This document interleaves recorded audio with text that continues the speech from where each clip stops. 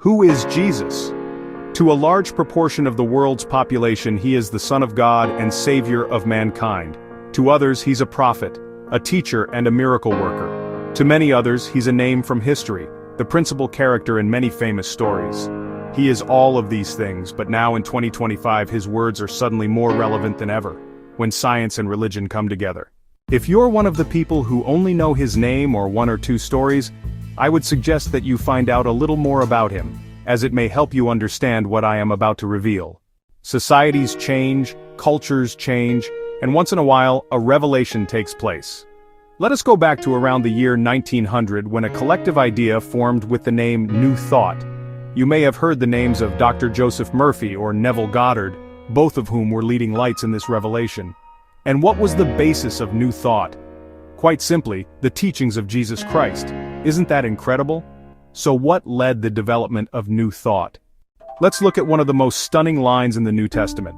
For verily I say unto you, that whosoever shall say unto this mountain, Be thou removed, and be thou cast into the sea, and shall not doubt in his heart, but shall believe that those things which he saith shall come to pass, he shall have whatsoever he saith. This is from the Gospel of Mark 11:23. The same saying can also be found in the Gospel of Matthew 17:20. Because you have so little faith, he answered. For truly I tell you, if you have faith the size of a mustard seed, you can say to this mountain, Move from here to there, and it will move. Nothing will be impossible for you. And again in Matthew 21:21, Truly I tell you, Jesus replied, if you have faith and do not doubt, not only will you do what was done to the fig tree, but even if you say to this mountain, Be lifted up and thrown into the sea, it will happen. Can you believe that?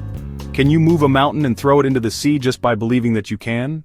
Is it possible for us to use the power of our minds over matter? Isn't this what quantum physics tells us? Or have you heard it elsewhere on YouTube? Perhaps the name of Neville Goddard is familiar to you, or Joseph Murphy, author of The Power of Your Subconscious Mind, or even the mystic Abdullah. Yes, indeed, what Jesus was preaching 2,000 years ago was the law of assumption.